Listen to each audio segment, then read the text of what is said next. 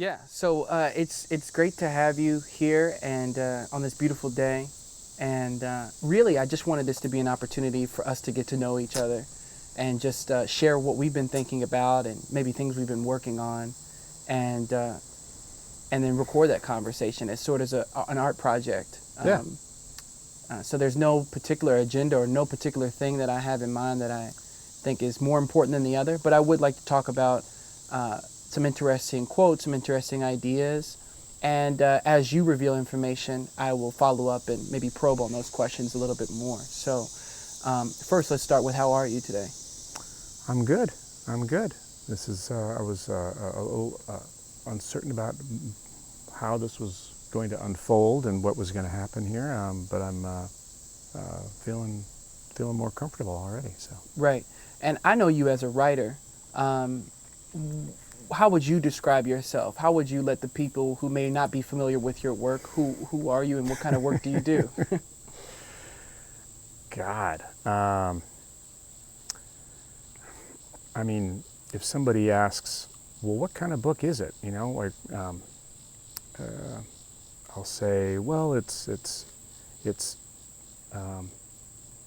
memoir / biography. And, you know, the memoir part is that it was, I quickly realized I'm not going to try to write some sort of authoritative, you know, book about my father, as if you know, this is the truth, because it became clear really quickly that all I've got, this is all about memory. It's just about my memories and what I remember and how I understand those memories, and so best just to rely on those, true or false, with all their distortions. But then, as I'm writing it, I'm also realizing that there are people who may not know, you know, who Hunter Thompson is, and so I better provide some biographical information to, you know, give some substance to this person, if they're not already familiar with it. But and then I've been, you know, once I finished that book and realized, hey, people have actually gotten something out of this. This is really cool. I realized that's the reason to write, for me to write. I'm not motivated by the act of writing in itself or writing for myself. It's like, what is the point of that? Why would I want to do that? The only reason to write is to communicate something to somebody else, and communicate something worth communicating, something meaningful. So then I started thinking about another book. Okay, what would I want to write about?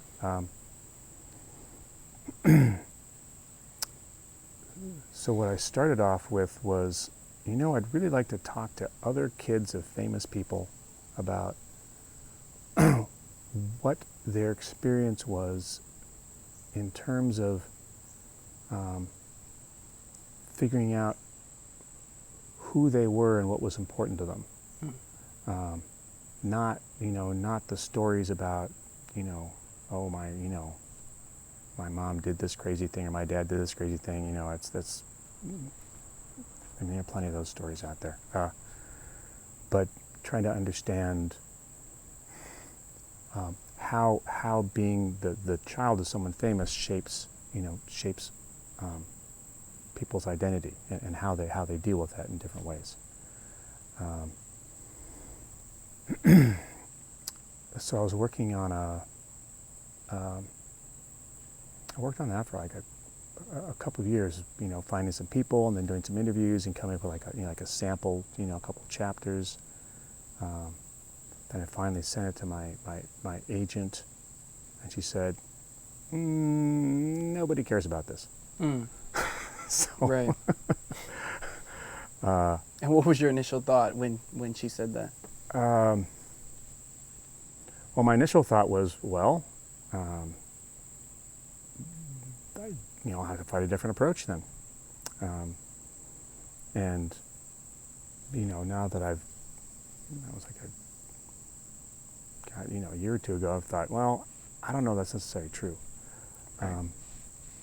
But I started thinking about, all right, what is it in this,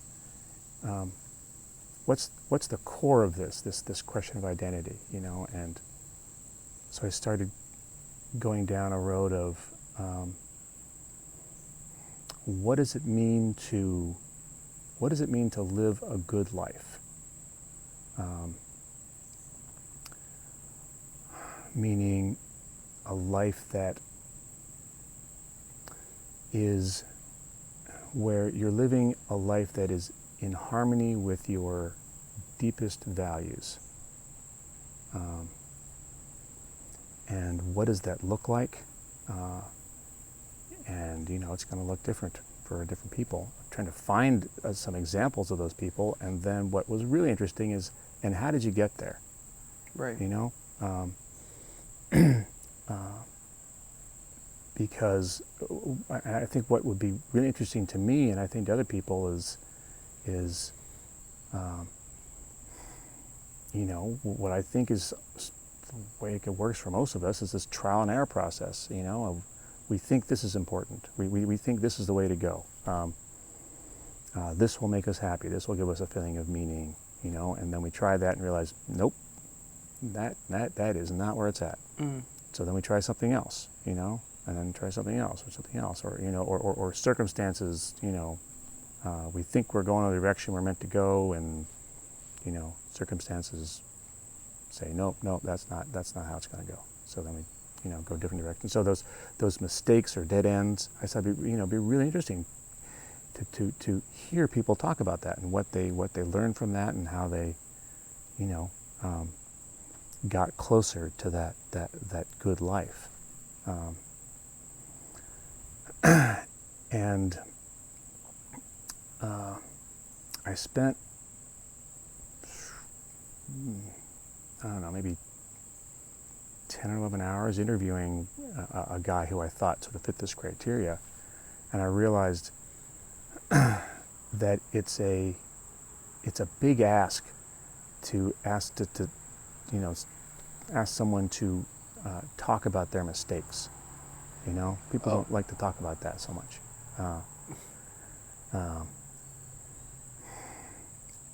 And it's a very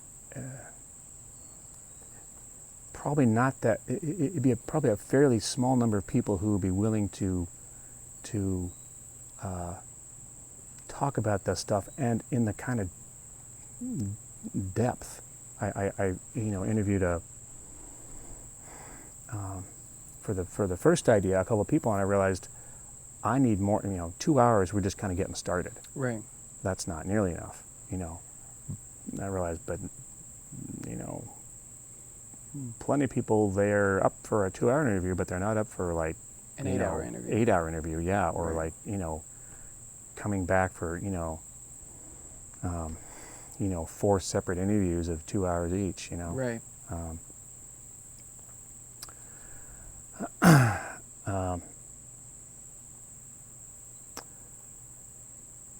But then, below all this stuff is how important is it anyway to write a book like this? How important is it?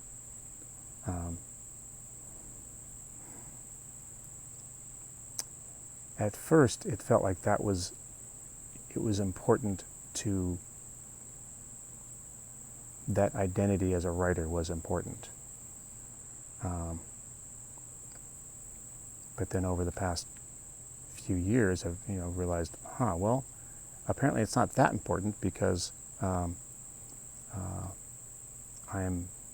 putting my time in other places rather than that.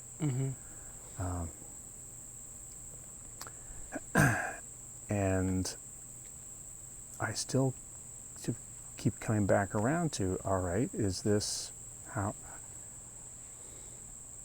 important is this?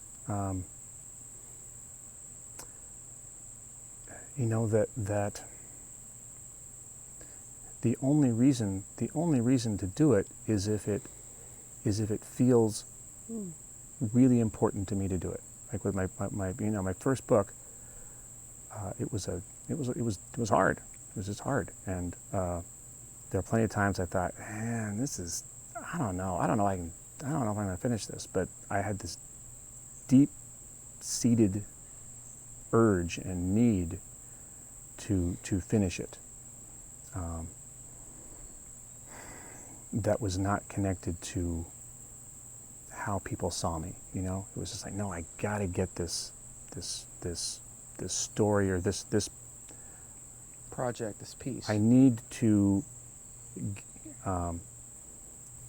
explain to people this part of my dad. That's really important. You know, my understanding of him, you know, our relationship, how it progressed, like that felt really important. So without that feeling, you know, I just keep coming back to, all right, is this how, you know, how important is it? And how important is it, and was it?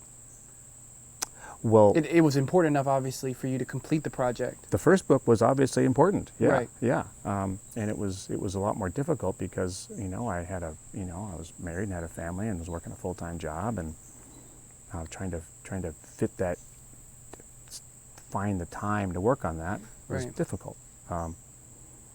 Now I have the time, but I don't have the same motivation.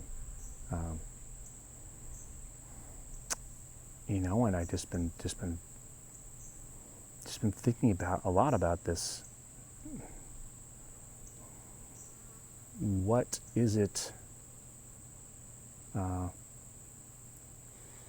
can I best spend my time? Mm-hmm. You know,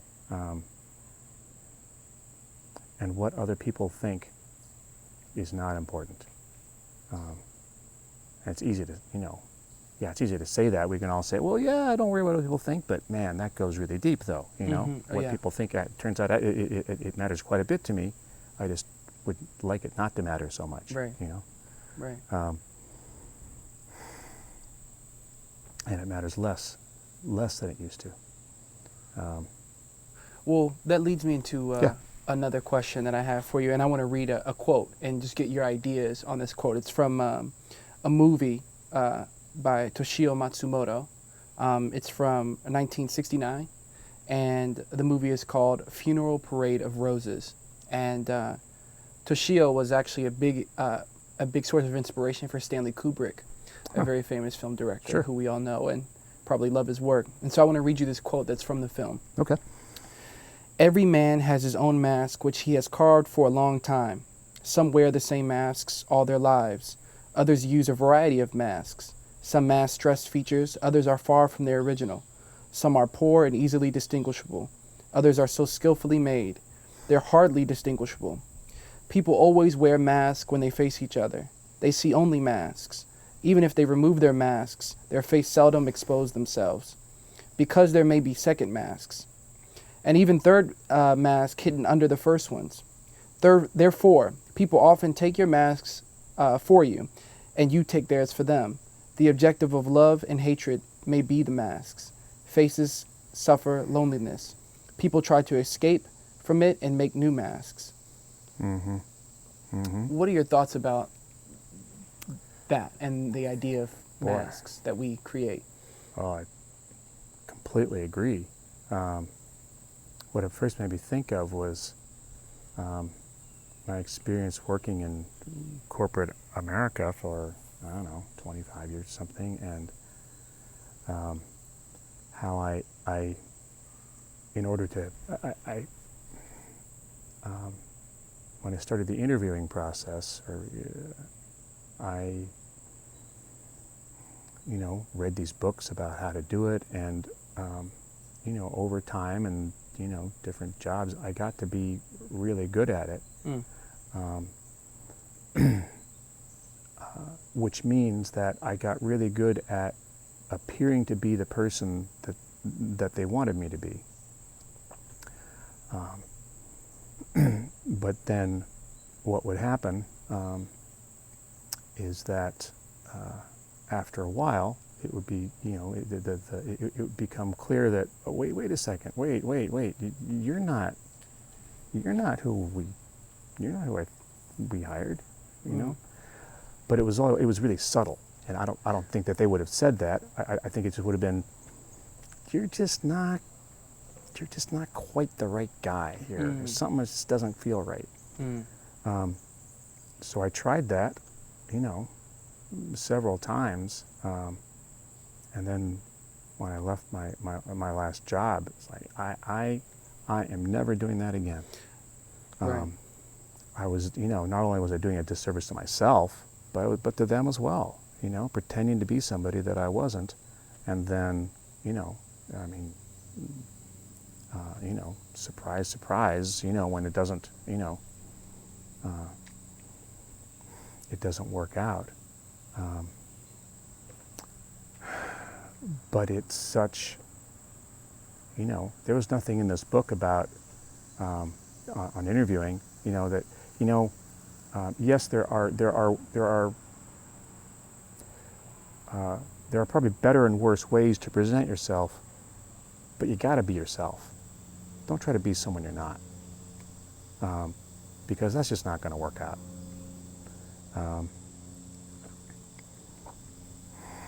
And so I think of that as that's a really obvious example, the interviewing process of, very deliberately putting on a mask. Do you think that the creation of the mask and the mask that we wear, is that inherently bad? I think obviously in the example that you gave with the corporate world and in interviews that it can be a little bit toxic to say the least, but in the case where maybe you meet someone for the first time, or you want to maybe have an impression on someone, or someone that you like, maybe there is a development or adoption of a mask in that sense, and is it always bad, or is that a part of the transformative process of developing yourself and carving yourself out and aspiring to be someone new? Where do we see where it becomes too much or it becomes destructive? And my first thought is that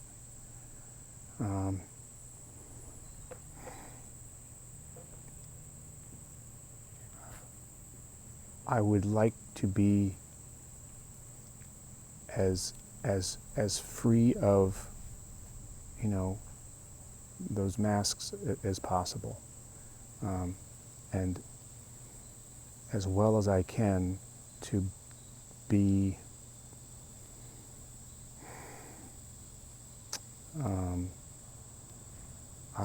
truthful, without any intent to control how I am perceived.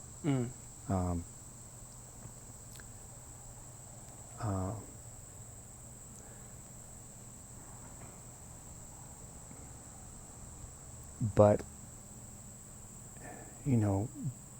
there's a whole different area of that doesn't mean just like vomit forth whatever comes into my head, because I think it's also really important to be aware of and considerate of other people, So I sort of realized that gradually, there's really something to good manners, Definitely. There's that the underlying idea is it's not not necessarily just social constriction. It's being discipline, being kind to people, and compassionate, and being aware of people's feelings and needs, and acting accordingly. So I guess to answer your question is, I think that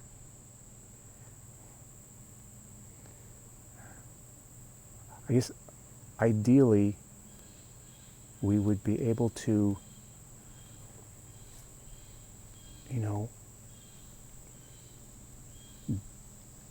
behave with others without a need or an urge to protect ourselves or to create a certain impression because we want to be seen, in a certain way and not another way.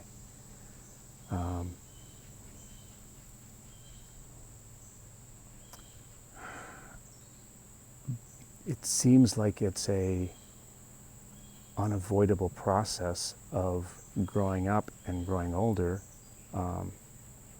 Is kind of like I was saying earlier with this, with the idea of this book and what does it mean to live a good life? That searching for, it's searching for the a persona or a mask or an identity and trying it on, thinking it's going to make us, happy, and then it doesn't, so we try on something else. But man, hopefully,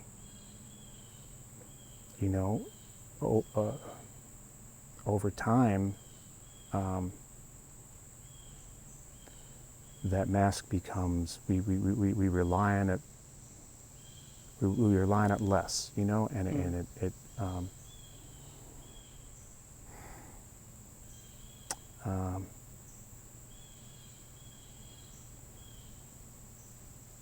that we are just, I don't know. It's a good question, because what is left? If you take away the mask, what's left? Right. Who's there? Who's there if there's no mask?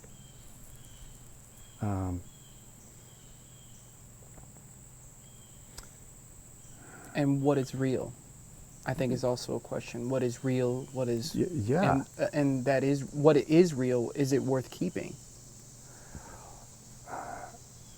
Is it worth not covering that with a mask? Is it that valuable?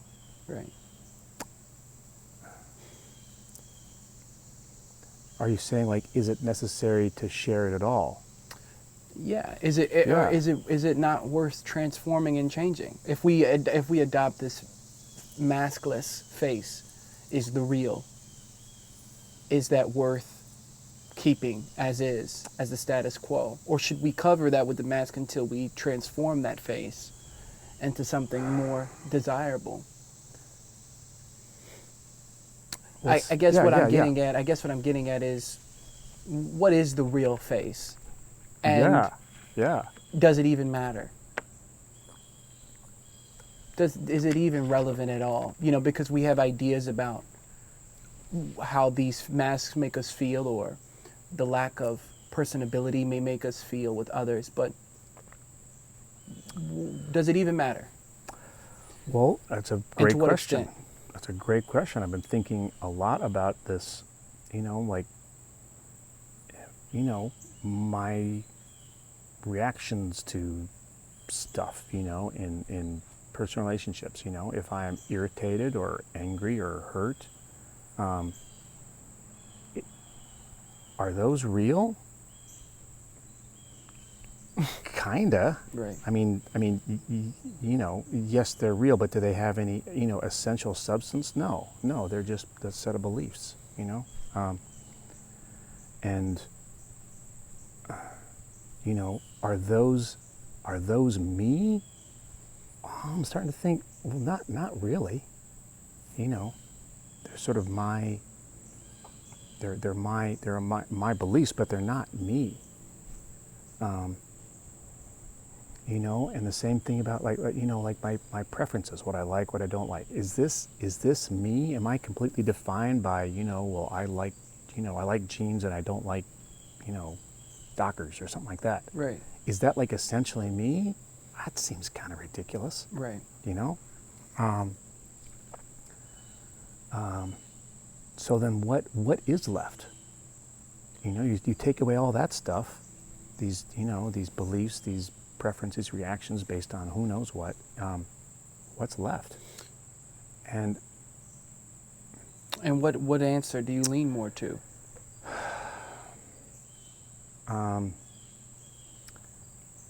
That the only I guess, the only thing worth listening to, and this is going to sound so corny, is my heart. You know, that trying to design my life or figure out what it is, you know, that's going to be important or meaningful, something like that, with my mind alone is not going to get me there. And so,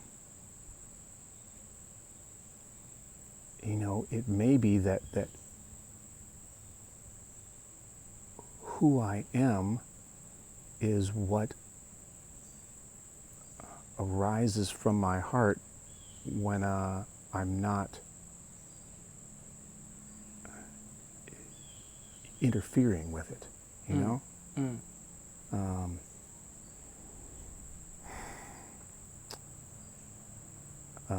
Or trying to, you know, shape or control or just cover it up, or not listen to it, you know? Spent a good portion of my life just not, you know, just ignoring it. It makes me think about the book, and you know, I think Robert Greene says somewhere in one of his books something to the effect of, "Don't stay in a great man's shadow." And your father has obviously done great work. How much of your identity do you think is attached to his legacy and who he was? When I listen to his work or read his work or listen to, even when you've talked about him, I think of someone who, obviously you have mentioned it was a difficult relationship at some times, but he was,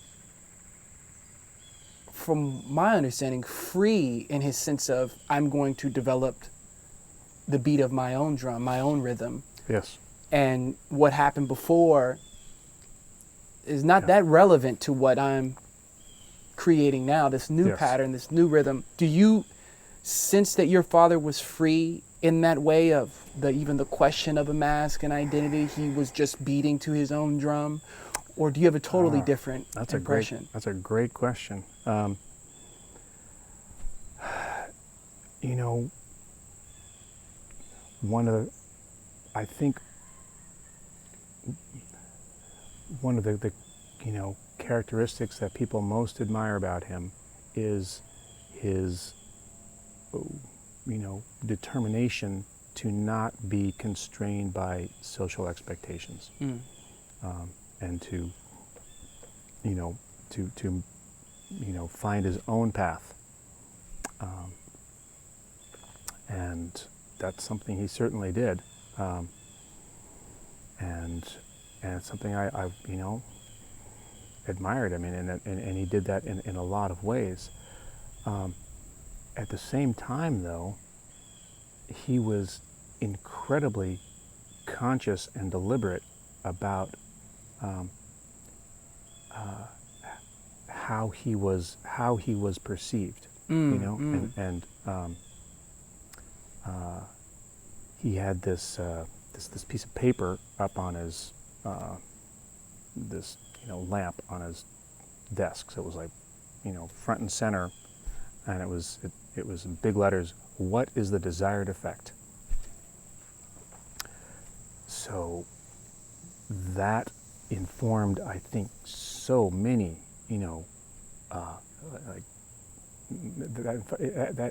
that determines so much of his life, is this, you know, this very conscious, you know, what happened attempt as a result to control, you know, people and, you know, situations around him. So, you know, was he free? I don't. Well, you could say, was he? You know, was he happy? Right. No. Right. No, he was not. One of the really important, you know, roles for him was being a writer. And it's one of the things that made him such a good writer, because he took it so seriously. And his early desire to be a novelist, was, a big part of what led to, his own, he's creating his own style, of Gonzo journalism. But that same need to be a writer, and to be known as a writer, to be known as a great writer. I mean, what a burden. Yeah, it's tough. God damn. Yeah. Definitely. It's like this,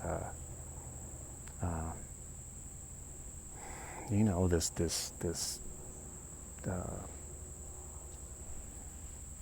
can't think of the metaphor, but of a slave driver just relentlessly, hounding you all the time to no, it's not good enough. You must do this. You got to do this. So I think in that way he was not free at all. Okay, we just ran out of battery here. Okay. So let me put another battery. Where's your second battery? I have one in. Is it in there? Yeah. There should be 2 in there. They're small. I really want to hear your take on these Yeah, on these questions. You feel free to. I really do. Yeah. It's not, and I'm starting off interviewing you, but it's a conversation. Okay, good. So we can throw things back and forth.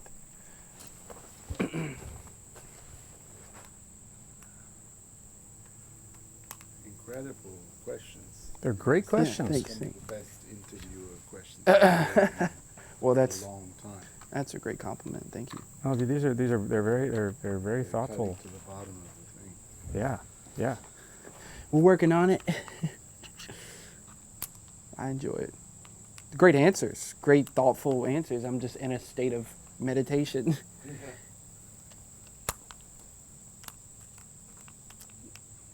I think I put that in wrong.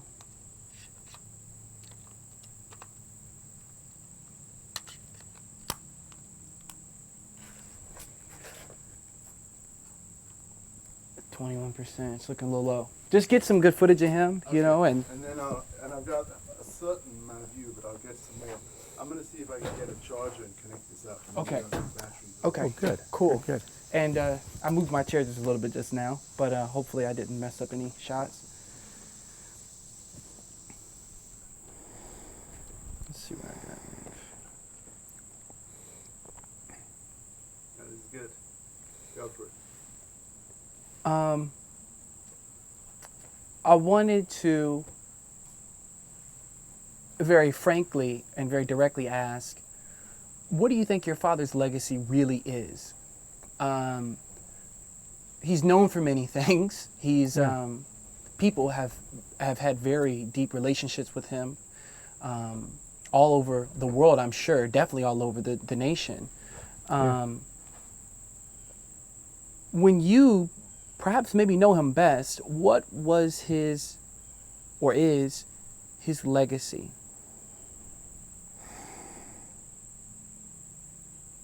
This glorious, mostly great thing.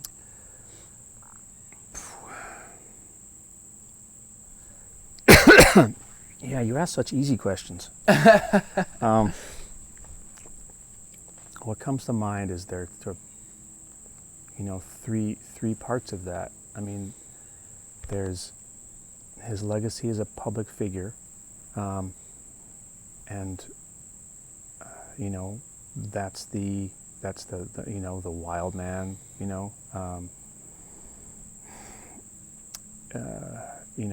the movie Fear and Loathing in Las Vegas, hanging out with Johnny Depp, all the the crazy things that he did,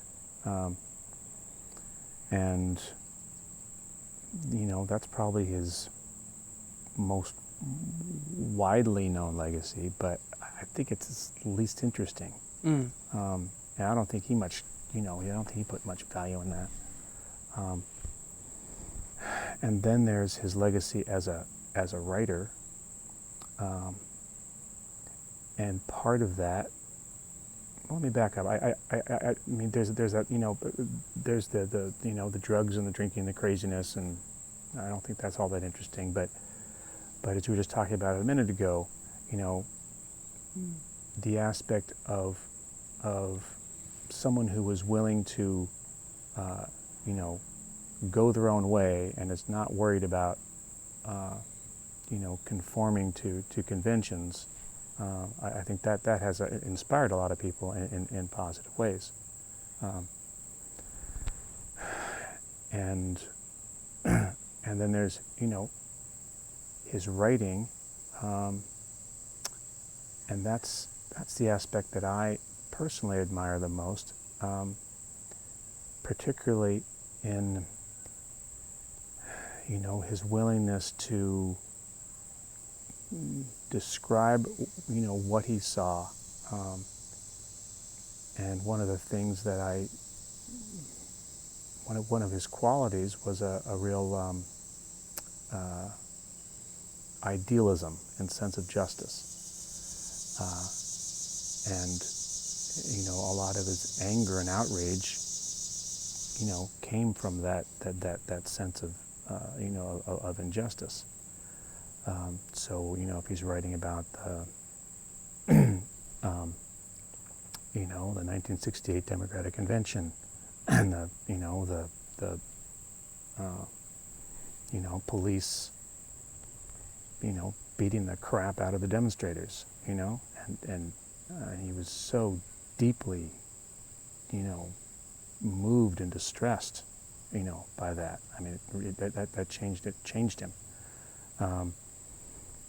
And the way that he was able and willing to write about, President Nixon at a time when he was in power. Right.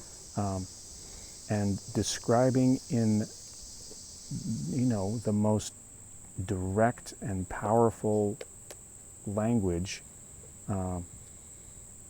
who this person actually was. Cutting through all the bullshit. Mm-hmm. And using lots of images and figurative language and just to try to convey, here's the truth of who he is, and it doesn't matter that he didn't actually turn into a werewolf. That doesn't matter. What's important is through that language to understand who he actually is, and that he was willing to do that, with when nobody else was, and that hopefully it helped people to to see reality more clearly. I think that is definitely part of his legacy, and the influence he's had on so many writers who he inspired, to do things differently.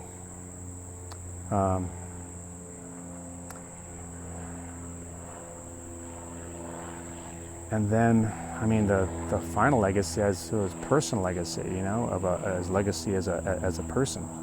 Not as a writer, but as in his relationships with other people. And that is he was a man of contradictions, because he inspired this, great loyalty and love with a lot of people, but he was also, he could be just cruel and thoughtless and extremely selfish, and he left a lot of damage in his wake, in his personal life, and something I've thought a lot about in the past few years, especially with this the Me Too stuff, is there is there's the man and there is the artist. And that, what that person does as an artist is completely separate from what they do as a person. and you cannot conflate the two. You can't mix them. So we can talk about Hunter's writing and and its power and its its impact, and and we can talk about the way he treated women, and the awful things he did. But the fact that he could be a real jerk does not invalidate what he did as a writer, and the fact that he, I think he was a great American writer, but in no way does that justify or excuse or minimize what he did in his personal life. They're totally separate. And that to try, either way, to say, but he was a great artist, as if that somehow minimizes the harm he did. No, it doesn't. But neither can you say, well, we can't read Hunter Thompson because he was a jerk in his personal life. Well, that's ridiculous also. That's absurd. And that applies to, I think, all manner of artists, who, they have great accomplishments as artists, but, highly problematic lives. And to insist that our artists are somehow saints is ridiculous. But then to treat artists as somehow special and exempt from all our expectations of common decency and is also ridiculous. Right.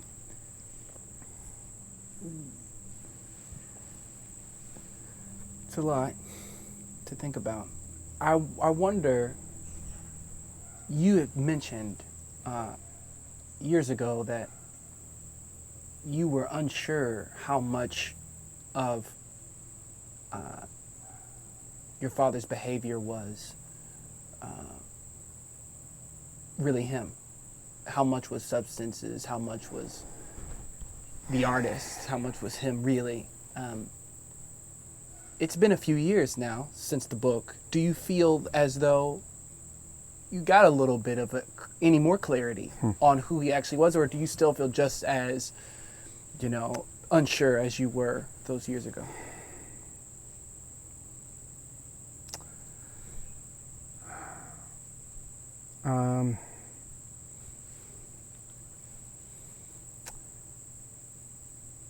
Maybe what's happened is it's not so important to try to, figure out, well, if he had just stopped drinking and taking drugs, would he have been a nicer person? Well, that didn't happen. And he had opportunities to do that, but he chose not to. Or did he choose? I mean, this is a whole different topic about free will and and drugs and does every alcoholic or someone who's got a serious problem with drugs, I mean, some people, they just are unable to stop, and is it because they're just weak-willed? No, but why is it that some people are able to stop and change their lives and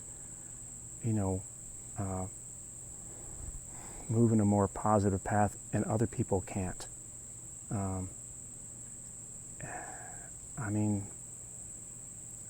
What I'm pretty sure of is that it's not some sort of moral failing. It's is it just the way this person was wired, so that they were able to make a choice to say, no, I'm not gonna keep drinking. But this other person's like, man, I would like to stop drinking, but I just can't. I just can't. right. And then I mean, like Hunter. I mean, if he I don't think he would have died. I don't think he would have killed himself when he did, if it hadn't been for the impact of so many years of heavy drinking. So it would have made it would have made a difference. And I mean, this is. I don't think there's an answer to this. You know, it's just something I've thought about. Of why is it that some people are seemingly, you know, cursed, you know, and that it leads to an unhappy life and a lot of unhappiness in the lives of all those who are affected by that person. Does it ever get clearer, or do you ever become more detached from the storm that was the connectedness of the way your relationship was with him? Does it ever subside? That because as someone who, like many others who have a father and have a unique interest in relationship to their father, we wonder, does the storm, if you ended it when you were in a storm, or if it was a storm-like sort of relationship, or very clouded or confusing, does it ever become easier to say, hey, you can say, it's not really worth figuring it out, it's not that important, but does it actually lessen? I guess what seems less important is like the what if. Like, well, what if he had stopped drinking?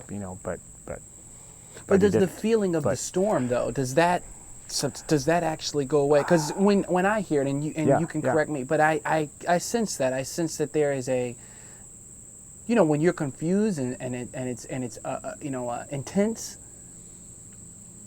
you're trying to find a way to make sense, rationalize, understand. And the world is confusing enough. Life is confusing enough, not to mention the interconnectedness of those relationships that we have. So when I think about the relationships that I've had with people that may no longer be here with us, if there was stormy areas of that, they crop back up every once in a while. Do they still crop back up for you? Sure. I think, to answer your question, does the storm, does it lessen for me? Yeah. I mean, it has. But do I still, am I still affected by, our by him and our relationship? Absolutely. The fact that he dies doesn't mean that all of a sudden, it's as if he never existed, and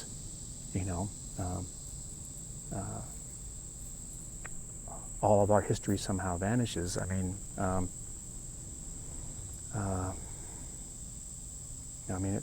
that's all still there, but I think for me, I've gotten more comfortable with the fact, with the reality that he was a lot of different people, and I don't have to try to figure out which was the real one. Right. That he was, he was this writer, and and there were he could be a very, a very kind and thoughtful person. He could also be a complete jerk, and all of that,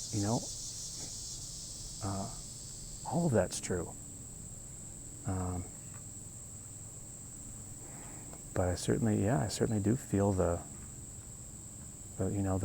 resonance of it. And a while ago you asked,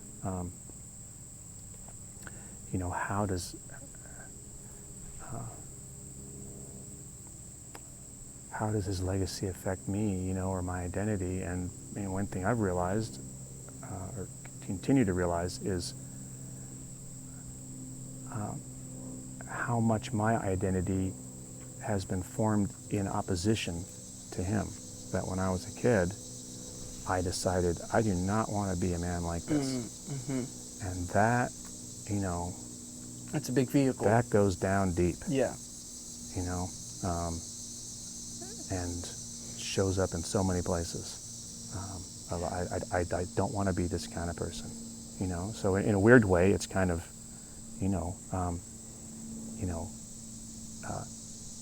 is that, is that who I really am, or it's just like a weird kind of mirror image. It's still ego. It's just a weird negative form of it. Right. I want to read a quote from Hunter and let that segue into us talking about his knowledge of people and society, as well as your personal thoughts about where we're going as a nation, as a planet. There's a lot of obviously huge things going on, and I kind of want to open up the conversation to talk a little bit about that. So I'll read the quote. The people who are most affected by this technological obsolescence are the ones least capable of understanding the reasons for it. So the venom builds up much quicker. It feeds on their ignorance. The technological obsolescence.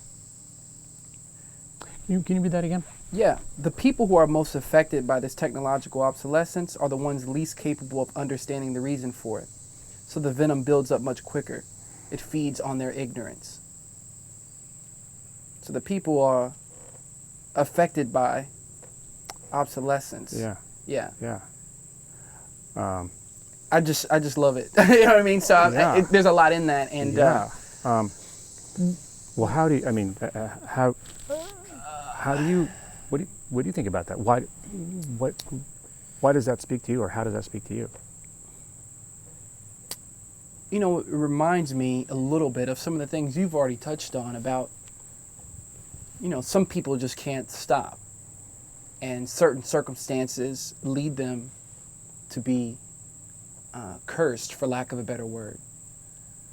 And people often say ignorance is bliss, which I don't agree with, because as this quote talks about, that ignorance is akin to poison in a way. And it's tricky because you're being poisoned, but you don't know it. And I think a lot about pulling others out of that swamp of ignorance, and pulling oneself out of it. So, I haven't thought about it too much until now. I mean, I thought it was interesting, and I thought it was unique, and I thought it was worthy of writing down, but I also thought people need dire help is the thing that I think about often. I'm very concerned for people, and I think they need help. And I think the people who are privileged enough or conscious enough have to be creative in ways in which they help people get off of the poison of ignorance, or the venom. We have to be innovative in how we design ways to help people come off of those substances, whether they be hard, drugs, or whether or not they be sugar, or whether or not they be social media or TV or technology, any things that we could become addicted to or become subservient to that are not necessarily good for us. If we have the advantage to design something that can help someone be better, that could even be an institution that could help someone be rehabilitated. I think about that a lot. I think about the responsibility of someone who's aware. That's my initial thought about that.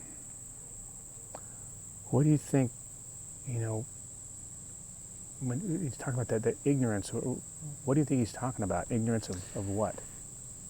I think in this context, it was speaking about just the whole, I think he was talking about outlaws in this particular, I don't have the full quote, the full section, but I think it was talking about the relationship of people who are privileged or have this life that feels, as long as I have a career or have money, I have some sort of direction, I feel like I'm in control in some way, that they don't have anything to worry about, that they can just shun themselves away from those who are forgotten, the outlaws.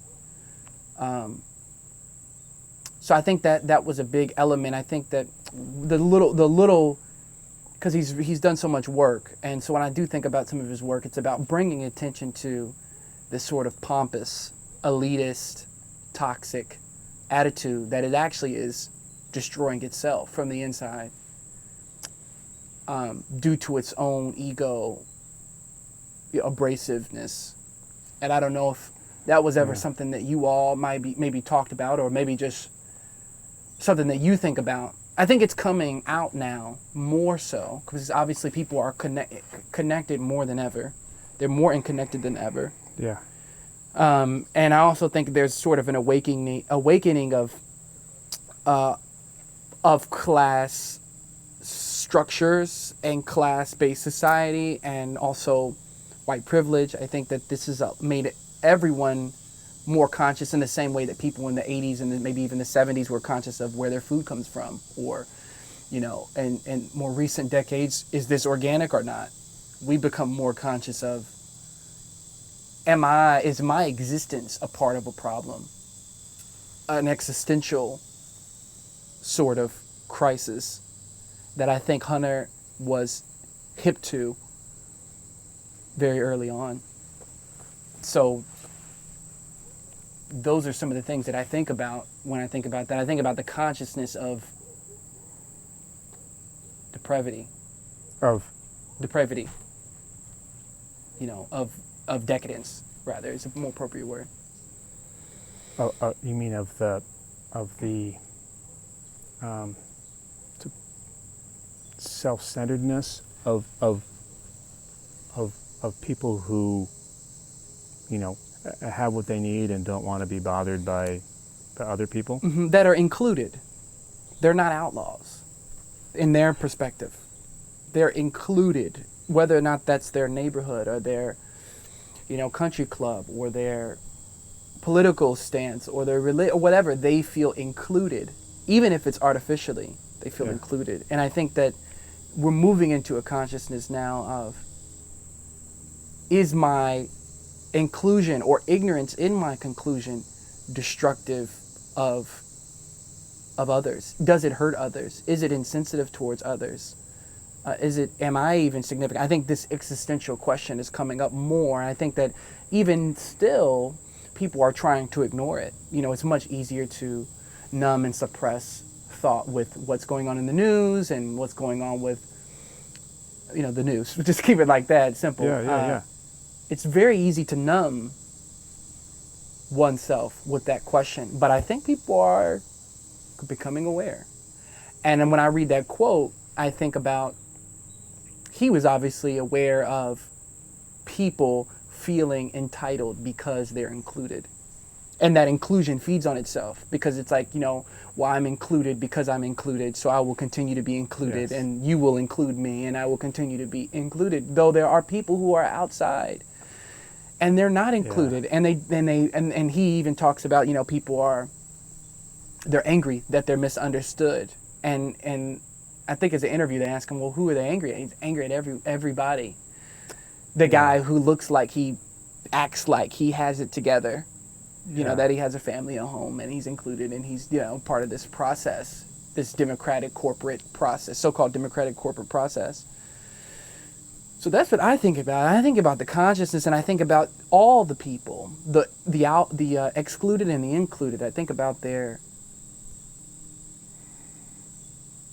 need for guidance throughout that consciousness, because the initial reaction towards this consciousness is to be upset and to be angry. And I hope and pray that they get guidance from maybe a spiritual invisible force, or they get guidance from a family member or a friend that can guide them through the turmoil that is becoming into consciousness of the artificial nature of their existence and the exploitive nature of the have and the have-nots. So that's what I think about. What are your thoughts about that? I mean, what's really... Do you think people are becoming aware? Do you think there's any awareness? Do you think that there's any value in that?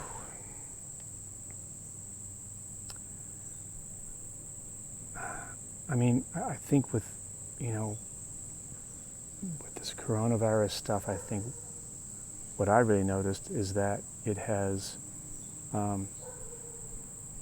made it really much clearer that we don't know what's actually going to happen next, and we don't have that much control. And my, personal belief is that control is something. It's a I don't know. It's a need, but it's something very deep down in our our personalities. The need to have control. And that the prospect of not having control is very, very frightening, to lots of people, and that worries me, because when people get really scared and they're trying to exert control, to keep control, then bad things can happen. On the other side, I've really wondered, is there some good that can come out of, this mayhem, whether it's coronavirus or the political situation in this country, where it seems like things are coming apart.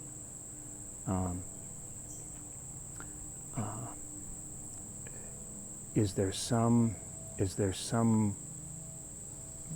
good that can come out of this turmoil? Some insight or realization or change, because I don't think that things are going to get back to normal again. I don't think so either.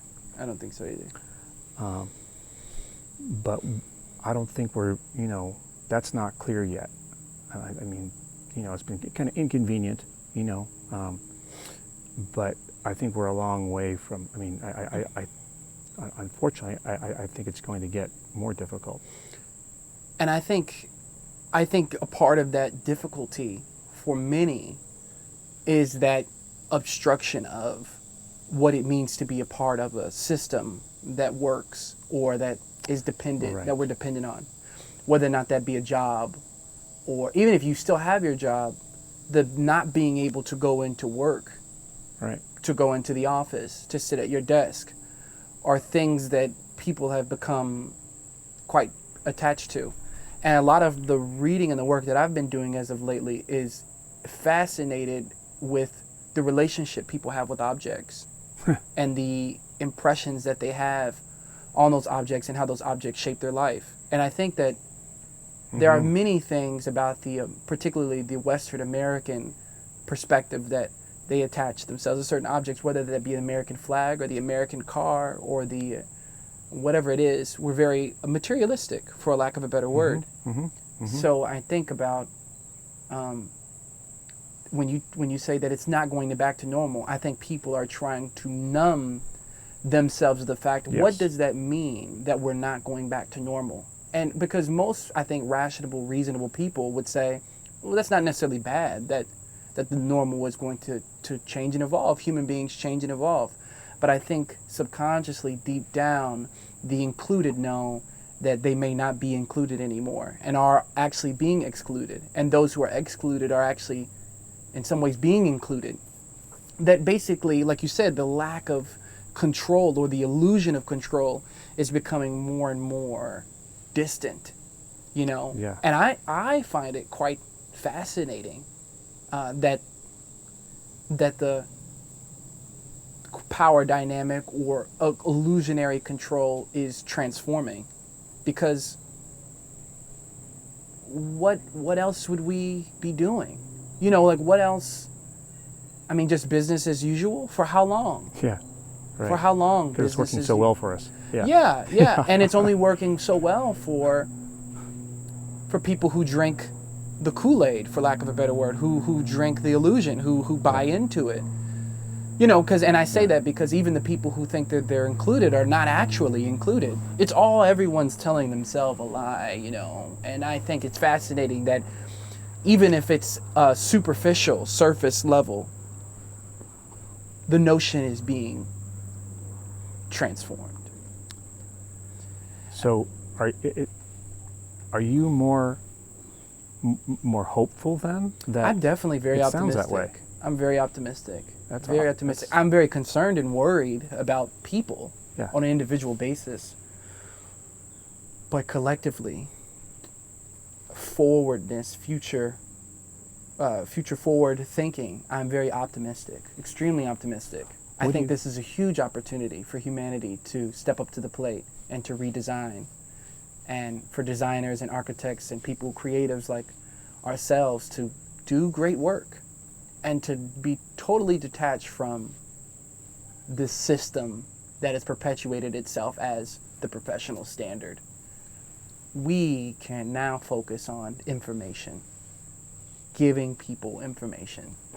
And if we are skilled enough and wise enough, educating them and showing them ways to think about and analyze that information. So I'm very optimistic. That's good to hear. I don't hear that very often. So it's what do you like in that optimistic mode? Where do you see things going? How do you see this unfolding? I try not to predict because Yeah, right, I right. tend, and I tend to be wrong. Yeah. But I will say I anticipate people helping one another on an individual basis more and being more creative in that helping. It's hard to say will it be more or less, but Yeah, it is yeah. I think safer to say that people will be more creative in ways that they can help one another, whether or not that be personal, whether or not that be in business, whether or not that be in environment or just anything, just to be there for another person. I think that's a huge opportunity, because as we move into 5G and this explosiveness of technological advancement, it's very easy to get distracted with the new toy. All these new toys are coming out at a rapid speed. And how much of a blessing it is for many of us that the explosion of technology is slowed just a bit. Travel is stopped for just a bit, hopefully just a bit, right? Being optimistic here, Yeah. that business is stopped for just a bit for us to think about something else. It's just like if you get Yes. really excited about a really cool toy or a piece of equipment, Yeah. and they put out another one, and you can afford it, and they put out another one, and you can afford it, and they put out another one, and you like them all, and you can afford it. You're going to be really excited about the next new product, especially if you're a young person and you have youth and you're excited about you're going to get distracted. Yes. And we have becoming more conscious of materials. We're able to buy things and it be eco or green, and we can even get a high from that. We can get a high from Yeah. from the consumption, and then we get another high from being fair trade. You know what I mean? It's Yeah, a high yeah. on top of a high on top of a dopamine rush. So Yeah. I think that this gives us a little pause, and I think this pause will be instrumental in getting people to work together in a way that says, okay, let's develop something new. When we get back into the high of advancement, we can do it super fast, better, and more helpful, with a little bit more consciousness of the power dynamics and the identity dynamics that are at play. So I think that's a huge opportunity. Now, will there be, some casualties in the meantime? I think we've seen that. It's not been good for many. But hopefully we step up to the plate to help those that have been disadvantaged and underprivileged and forgotten and outcasted and forgotten and excluded from the process. And that's kind of what I see this conversation as. I see it as a step forward into something new, of some sort of abstract beauty. We don't know exactly what, I didn't have a very rigid plan of what to talk about, but I knew that I did want to just to understand and get a feel for your process, the way that you think, and the process in which you think, and the things that are important to you, because they're important to me. So I live a lot in the atmospheric. I live a lot in the abstract. I live in the possibility and the potentiality of things, because I think that things can change, and we have great potential as a species. Great potential. I'm fascinated every day by the technology and the people and what they do. So it's usually where I'm at, man. I think that's the short version of where I'm at 90% of the time. I'm in the process of potentiality. Even now, we're in the idle space, of culturally, societal. And I think that the media, which I also want to ask you about, media and journalism, I think that they're trying to not make it idle, that there is busyness in there and that there is deliberation happening. I don't know. I'm skeptical of this deliberation. How big is it in this vastness of ocean of spontaneity and unknown and hopefully blessed opportunity? So let me segue. I would like you to comment on that, as well as what are your thoughts as a writer on media and journalism at this point in time?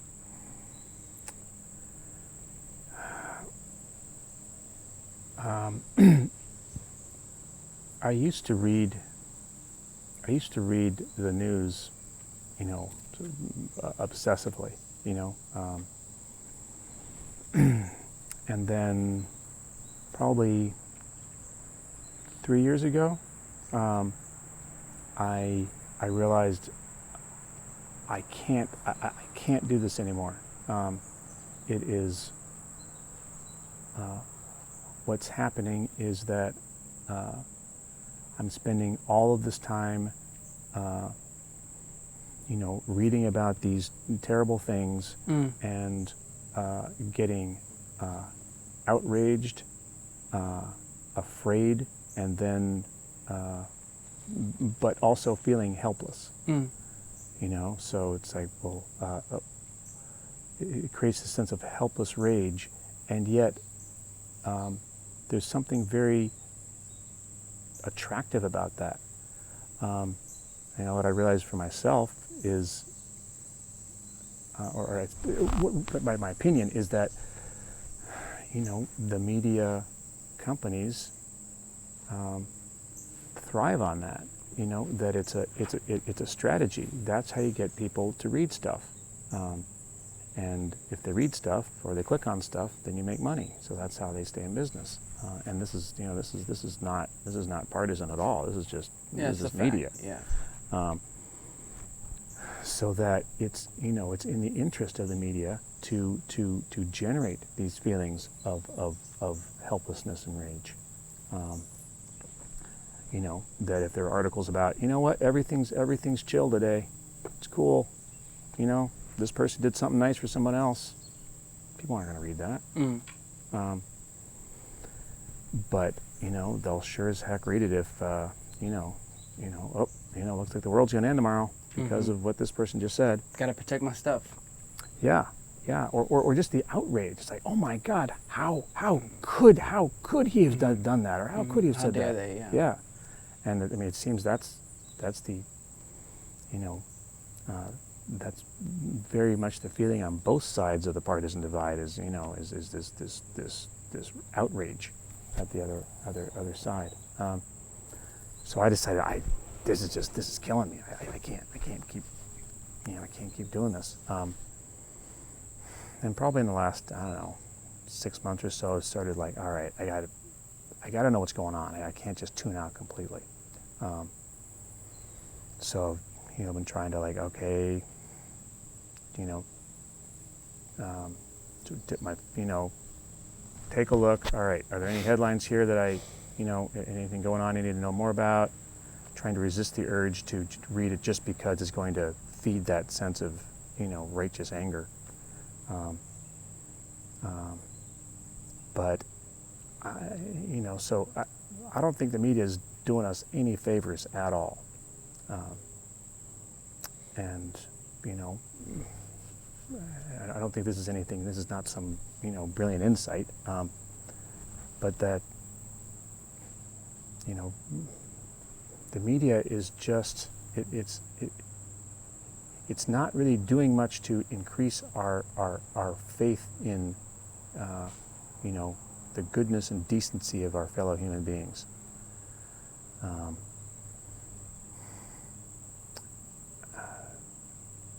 So,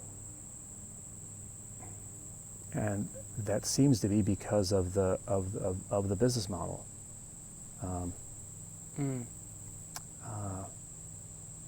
And I'm not sure what to do about that, except to treat anything I read with skepticism, no matter what the source. Say, well, yeah, maybe, but what's the rest of that story? How does that skepticism kind of make you feel, for lack of a better word? Well, it's frustrating because it would be really nice to know that, all right, you open the New York Times, okay, the stuff here is true. That would be great. I can trust that it's true. Yeah.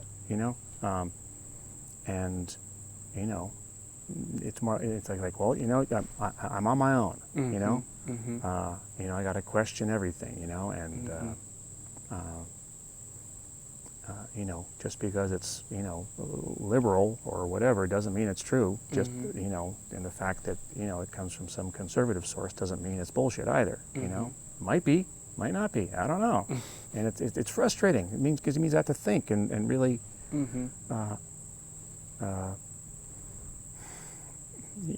Not be so attached to my opinions and emotions about it.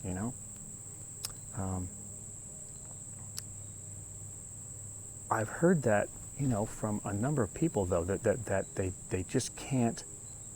They're exhausted by this stream of, information, negativity. Yeah. Yeah. Not just by the quantity, but by the nature of it. Yes. With someone a few months ago, and she said, "All right, my rule is I mention Trump once a day. This is it. I'm done. Right. Not going to mention it again." Right. That's interesting, to say the least. Yeah. It makes sense. It's like it's a survival strategy to keep some balance, and the partisanship is so destructive.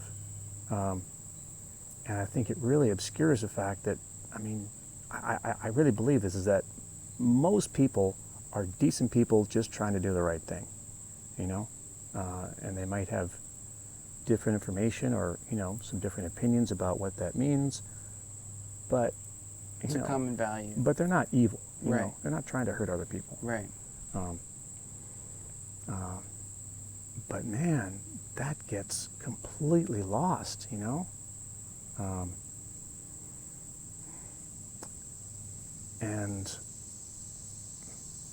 now that it's so easy for us to choose our sources of information, and to only read those things that reinforce what we already believe, and how do you get around that? Because you can't, I think, decades ago, when I was a journalist, it was a lot. Like, would he be as widely read now? Probably not, because huge chunks of the population wouldn't even know who he was, or if they heard about him, they'd tune him out and say, I don't want to read that. But back in the old days, there was a small number of national news sources that more people were exposed to.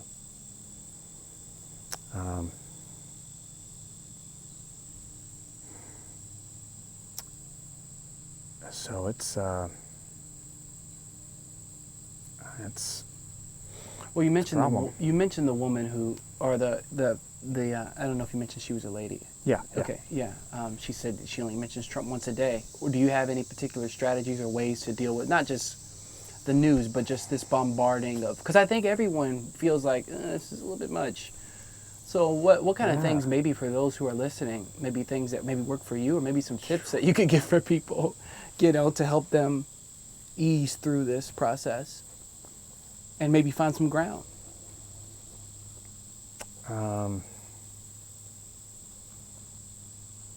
I mean, for me, the biggest one is being aware of my motivations for reading something. Definitely.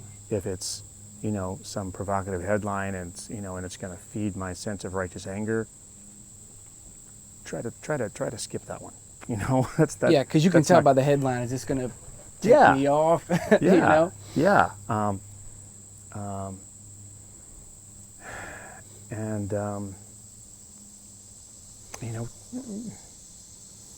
really, I mean, for me, it just like making like a conscious effort not to start revving up that engine of outrage, and anger. And man, I mean, and part of that is often like, all right, we've talked about the situation for 5 minutes. Let's just stop and move on to something else, because I'm just going to get really upset otherwise. Right. And that's not, and it doesn't change anything. That's the thing. Right. We can rant, to each other all day long about, these outrages and these injustices, but it doesn't change a goddamn thing. Right. And it just makes us really unhappy. And then people disagree, and then now you're arguing with them, Yeah. and now they're upset because you don't have the same viewpoint. It's very tricky. Yeah, and once the emotions really get involved, then, forget it, Yeah. It's that thing you said that one year when we were at the thing and we went for dinner and you did that thing, and now we're talking about something totally separate. Yeah, and or I mean, with this partisan stuff, it seems like, it's not just like, oh, that kind of pissed me off when you said that. Mm-hmm. It's like, I don't know if I want to be around that kind of person who would say something like that. One of them, This happens. Damn, man. This happens. It does, and it's sneaky, and it's a damn shame. And you talked about earlier about, not just saying the first thing that comes to mind, but many people have not developed that awareness, that skill. And so sometimes we do say things we don't mean. And that does happen. Or things that if we had given a few more minutes, we would have phrased it a bit differently. Right. And so we're very easily to dismiss people or to label someone as disgusting or not worthy of our association. But we didn't really give them enough time, and they didn't give themselves enough time. And I think the order of the day is compassion. I think that's a huge asset for us. Yes. This year.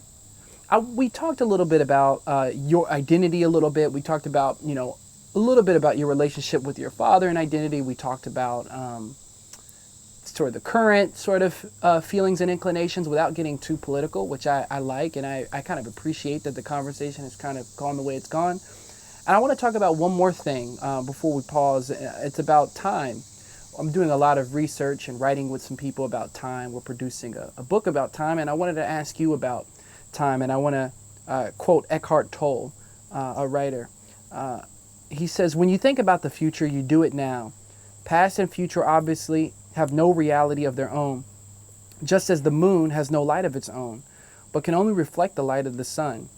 So our past and future are only pale reflections of the light, power, and reality of the eternal present.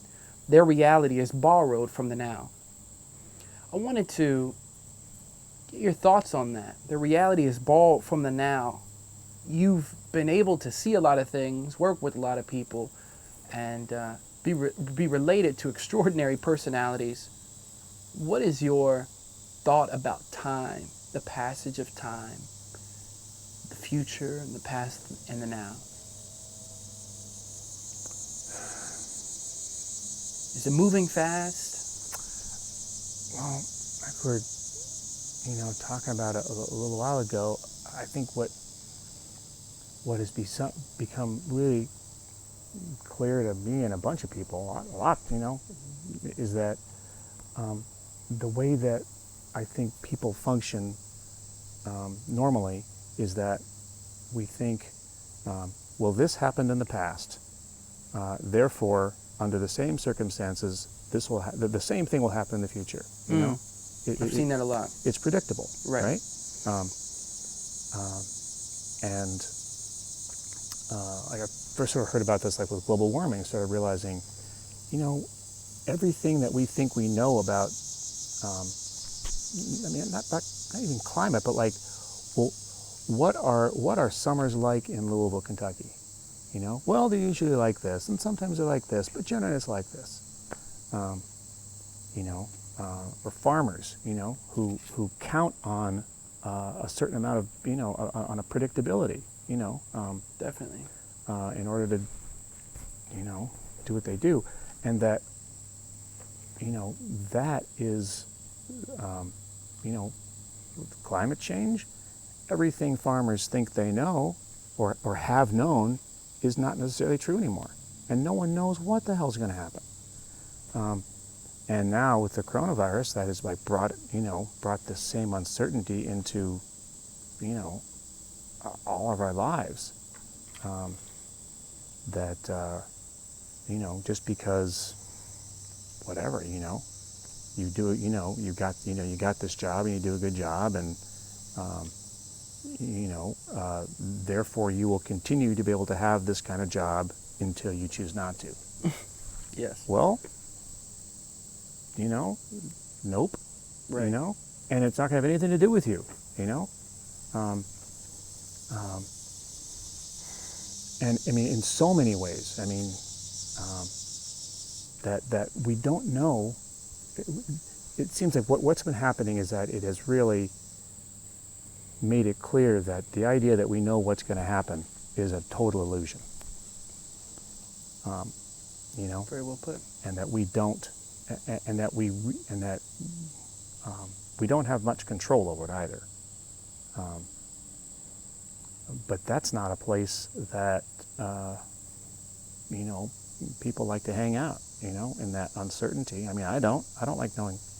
I do not like not knowing what's going to happen. It's Right. It's a reality, but it's not comfortable. So I think that can be, like you were saying earlier, you know, it can be a positive thing, because there's it makes us, like, it might make us realize that things do not have to continue the way they have been. You know, that there's no immutable law that says that just because it's been this way, it has to be this way for the end of time.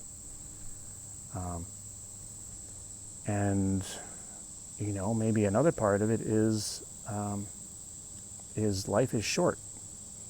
That's something I've certainly become more aware of, you know, and that, you know, there's not infinite time. And if there's something I want to do, man, I better Get to it. Get to it. And that, in the same way, you know, that you know, we don't know what, you know, next year is going to be like, what the year after is going to be like that. I mean, we just don't know, you know. And so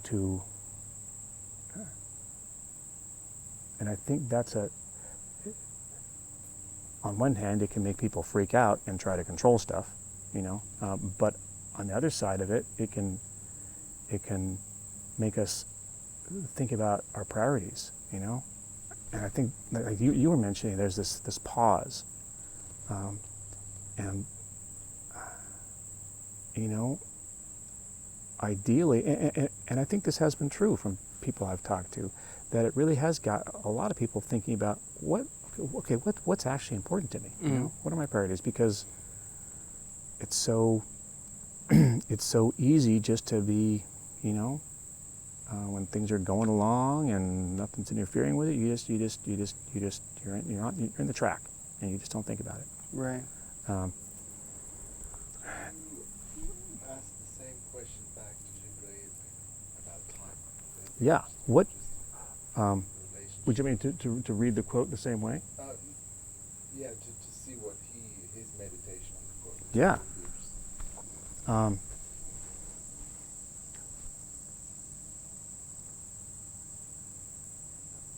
Well, what is? I could read the quote to you. I can hand it to you if you'd like. Yeah, let's do that.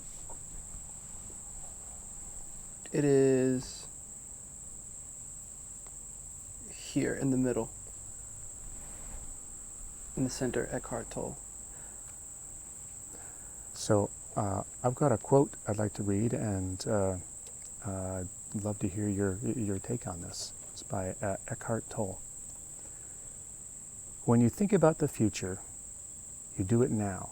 Past and future obviously have no reality of their own. Just as the moon has no light of its own but can only reflect the light of the sun, so are past and future only pale reflections of the light, power, and reality of the eternal present. Their reality is borrowed from the now. How do you understand that? How does that strike you? Well,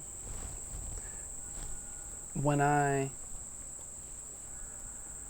think about that, I look at time, or I feel my inclination of time, my understanding of time is more poetry.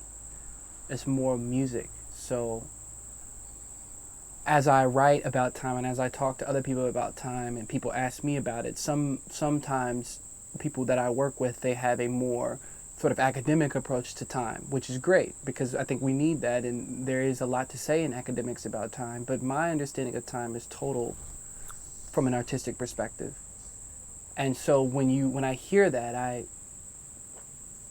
focus on the trance-like state of just being in the now. It's almost as though it's a call to the now, as though, Mm-hmm. A snake charmer would charm a snake, or someone would call birds or something like that. I look at it that way. I look at meditation and guided meditation as a call to the breath, as a call to the now. So Mm-hmm.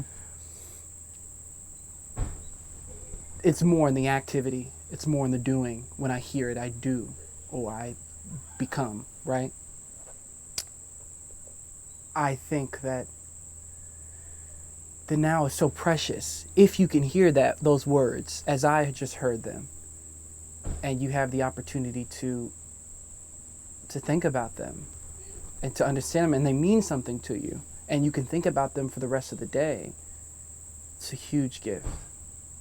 So when I think about now, and even the consideration of differentiation between the three, past, present, and future, I think, wow, how grateful am I? How thankful am I? How lucky am I? How blessed am I? Because there are many who that would seem like mumbo jumbo. That's totally irrelevant, totally not. Doesn't mean anything because they're in a dire situation and they're struggling, and they don't have the time to meditate. They feel, though, they don't have the time to meditate. And so I think of how lucky we are. I think that I don't know. I think that art is so important. That's what I think about. I think that art is so important. I think that art allows us to focus on doing something in the now, but allows us to be imaginative about what the future could be, and allows us to be somewhat honest about what the past has been. And that influences the now, as he says, the past and future are borrowed from the now. And I think that's best done in the work. That's best expressed in work. That's best explored in work. When you're working and you're doing it because you love to do it, or because, like you said, you have that need and that urge that doesn't have anything to do with the outside perspectives, then you can dive into these notions of past and future. And I try to be in love with that, that presentness, of that nowness, because that's just such a great gift. I think that life is just such a great gift to be and to live and to go about without being immediately threatened by some dangerous, horrible circumstance. Oh my gosh, many people did not have the blessing that we have, and that I have, and that many people have. Yes. And I hope that inspires our work in the now to show appreciation to the future, right? I think the future is, in a way, God, It is something that we should serve. We may not see it. We may not understand it. It may not be relevant to the immediate circumstances of the day, right? Meditations on God, the idea of deep philosophical notions of God may not be relevant to someone in their material activity, but it can be. It can be. Absolutely. And let us pick up exactly from there after a 5-10 minute pause. Yeah. Let's continue this conversation. Yeah. Switch hats, more brilliant interview. Now let's hear Juan more interviewing you and diving deep. Sounds good. This is a good moment. The batteries are low. The card is Yeah, full. I was